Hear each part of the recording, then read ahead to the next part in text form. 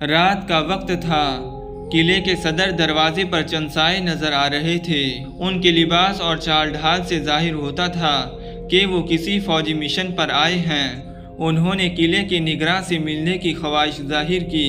انہیں نگراں تک پہنچا دیا گیا۔ یہ افراد دارالحکومت سے آئے تھے۔ انہوں نے قلعے کے نگراں کو مرکز کا ایک حکم نامہ دکھایا، جس میں واضح کیا گیا تھا کہ اس حکم نامے کے حامل افراد کو ایک ذمہ داری سونپی گئی ہے۔ ذمہ داری یہ تھی کہ قلعے میں موجود 2 اہم سیاسی قیدیوں کو قتل کر دیا جائے۔ قلعے کا نگراں جہادیدہ آدمی تھا۔ اس نے اہم سیاسی قیدیوں کے لیے پیغام اجل لانے والوں کو مشورہ دیا کہ اس وقت تو رات ہو چکی ہے، آپ آرام کریں، کل صبح اس حکم پر عمل درآمد کر لیجئے گا۔ مرکز سے آنے والے افراد مان گئے۔ اگلی صبح کا سورج طلوع ہوا۔ اہم سیاسی قیدیوں کی زندگیوں کے اب بس چند ہی لمحات باقی رہ گئے تھے۔ مرکز سے آنے والے افراد دونوں سیاسی قیدیوں کی زندگیوں کے چراغ گل کرنے کی غرض سے تیار ہو کر قلعے میں پہنچے، لیکن زندگی اور موت کے بارے میں فیصلہ کرنے کا اختیار اس ذات نے اپنے پاس رکھا ہے جس کی مرضی کے بغیر کوئی پتا تک اپنی جگہ سے ہل نہیں سکتا۔ ابھی مرکز سے آنے والے افراد اہم سیاسی قیدیوں کی کوٹھڑی کی طرف بڑھ ہی رہے تھے کہ سرپٹ دوڑتے گھوڑوں کی ٹاپوں کی آواز بلند ہوئی۔ چند ہی لمحوں میں کچھ گھڑ سوار ان کے قریب رکے۔ انہوں نے ایک عجیب خبر سنائی کہ جس باغی حکمراں نے اہم سیاسی قیدیوں کو قتل کرنے کا حکم صادر کیا تھا، خود اسی حکمراں کو قتل کر دیا گیا ہے۔ وفادار امرا نے بغاوت کا خاتمہ کر دیا ہے اور مسند اقتدار سلطنت کے اصل وارثوں کا انتظار کر رہی ہے۔ سلطنت کے اصل وارث وہی دونوں سیاسی قیدی تھے جن کے سر چند لمحوں بعد ان کے تن سے جدا کر دیے جانے تھے۔ یہ دونوں قیدی سلطنت غزنویہ کے اولوالعزم حکمراں محمود غزنوی کے پوتے ابراہیم غزنوی اور فرخزاد تھے۔ ان دونوں کو قتل کر دینے کا حکم ان کے والد مسعود غزنوی کے ایک سابق غلام طغرل نے دیا تھا، جس نے بغاوت کر کے محمود غزنوی کے ایک بیٹے عبدالرشید بن محمود کو قتل کر دیا تھا، جو اس وقت غزنوی سلطنت کے فرما روا تھے۔ اس طرح غزنوی اقتدار پر طغرل قابض ہو گیا تھا۔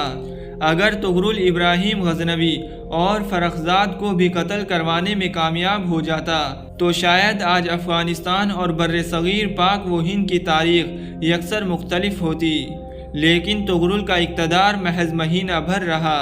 غزنوی خاندان کے وفادار امرا نے 17 ذی القعدہ 443 ہجری کو طغرل کو قتل کر دیا۔ اب رستہ صاف ہو چکا تھا۔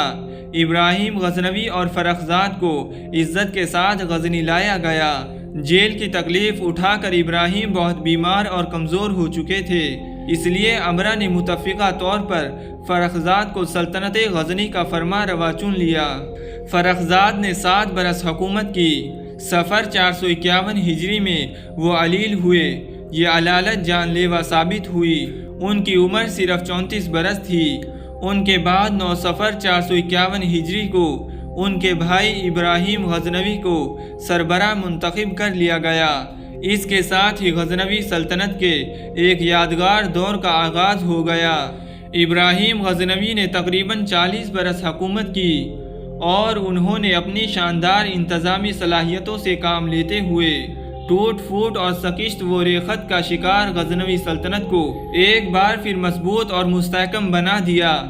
مملکت کی توسیع کے لیے مؤثر اقدامات کیے اور اسے علمی، ادبی، فنی اور فلاحی لحاظ سے ایک مثال مملکت بنانے میں نمایاں کردار ادا کیا۔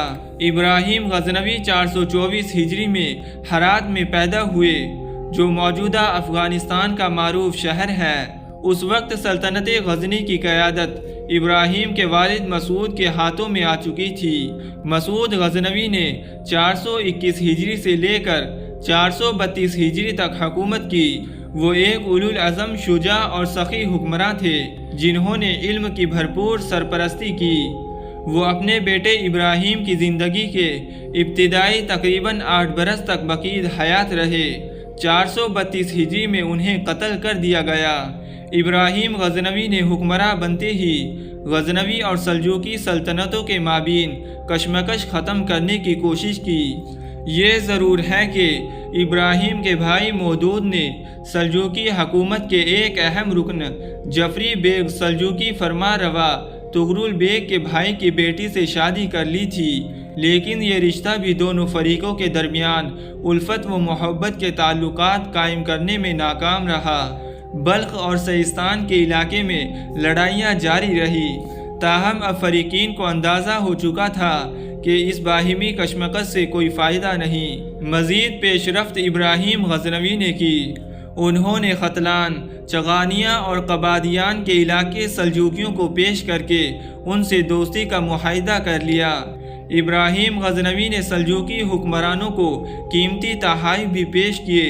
455 ہجری میں تغرل بیگ محمد کے انتقال پر ان کے بھتیجے الپ ارسلان کو سلجوقی سلطنت کا فرما روا تسلیم کر لیا گیا۔ الپ ارسلان اور ابراہیم غزنوی کے درمیان زیادہ قریبی تعلقات قائم ہو گئے۔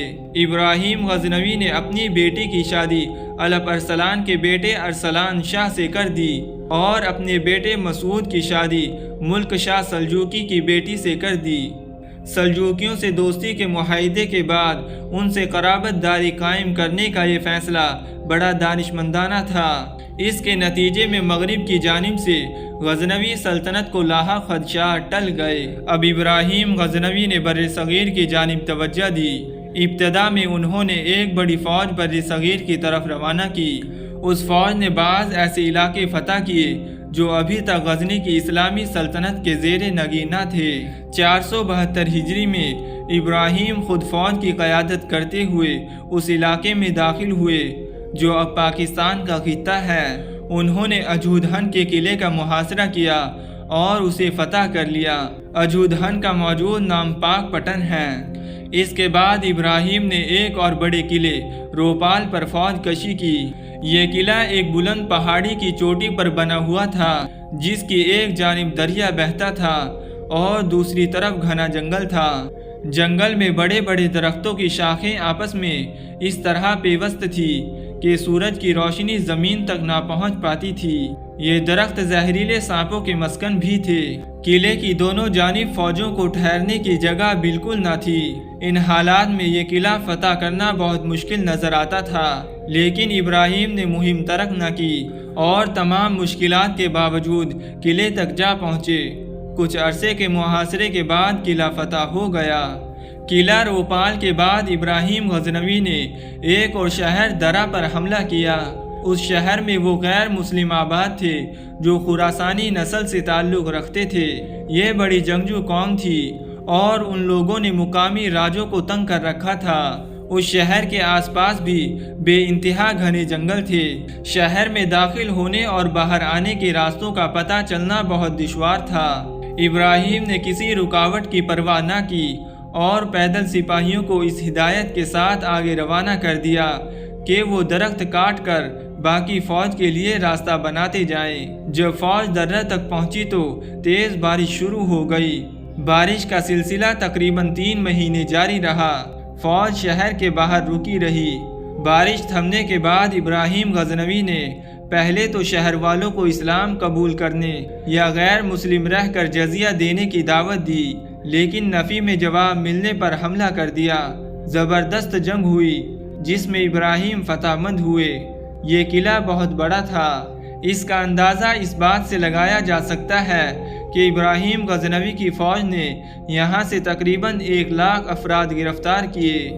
ابراہیم غزنوی سے قبل غزنوی اور سلجوقی سلطنتوں کی باہمی کشمکش سے فائدہ اٹھا کر خصوصاً پنجاب اور سرحد کے علاقوں میں شورش بہت زور پکڑ گئی تھی۔ ان کے دور میں ہندوؤں نے مسلمانوں کو پنجاب سے نکال کر باہر کرنے کی کوشش کی لیکن ناکام رہے۔ ابراہیم کی عمدہ منصوبہ بندی، شاندار قائدانہ صلاحیت اور بہادری کی وجہ سے دہلی تک کا علاقہ غزنی کی سلطنت کا حصہ بن گیا۔ ابراہیم کی فوجوں نے بنارس اور سہارنپور تک کامیاب حملے کیے۔ ان کی سلطنت اتنی وسیع تو نہ تھی جتنی ان کے دادا محمود غزنوی نے قائم کی تھی، لیکن پھر بھی اس میں مشرقی افغانستان، موجودہ پنجاب اور دہلی کے علاقے شامل تھے، اور یہ ایک مستحکم اور خوشحال ریاست تھی۔ ابراہیم غزنوی نے غور کے علاقے پر بھی فوج کشی کی تھی۔ غور کے علاقے پر ایک شخص عباس حکمران تھا۔ یہ ایک ظالم شخص تھا جس سے ریاست بہت نالا تھی۔ جب اس کے ظلم حد سے بڑھ گئے تو رعایا نے ایک وفد ابراہیم غزنوی کے پاس بھیجا اور ان سے درخواست کی کہ وہ انہیں اس ظالم سے نجات دلائیں۔ ابراہیم غزنوی نے غور پر چڑھائی کی، جنگ ہوئی جس کے نتیجے میں عباس نے ہتھیار ڈال دیے اور خود کو ابراہیم غزنوی کی فوج کے حوالے کر دیا۔ اسے غزنی لایا گیا جہاں اس کا انتقال ہو گیا۔ ابراہیم چاہتے تو غور کے علاقے کو بھی اپنی سلطنت میں شامل کر سکتے تھے، لیکن انہوں نے ایسا نہ کیا، بلکہ عباس کے لڑکے محمد کو غور کا حکمراں بنا دیا گیا۔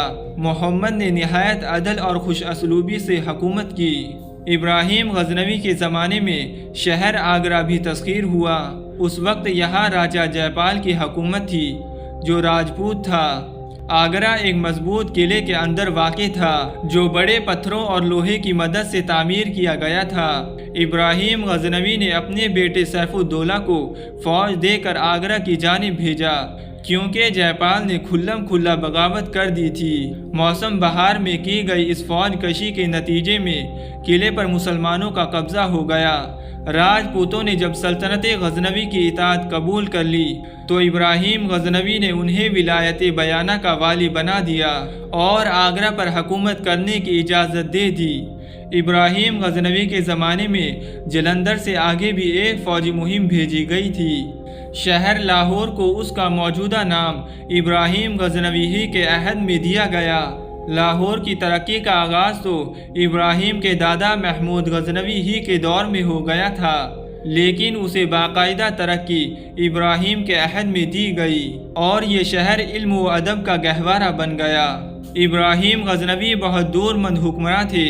انہیں رعایا کے مسائل کی فکر رہتی تھی۔ وہ رات میں غزنی کے محلوں میں خود گشت کرتے تھے اور ضرورت مندوں کو تلاش کر کے ان کی مدد کرتے تھے۔ بعض مورخین نے ان کی دینداری اور سادگی پسندی کی وجہ سے انہیں ولی اللہ بھی کہا ہے۔ سلطان ابراہیم غزنوی کا انتقال 5 شوال 492 ہجری یعنی 25 اگست 1099 عیسوی کو ہوا۔ انہیں غزنی کے باغ فیروزہ میں سپرد خاک کیا گیا۔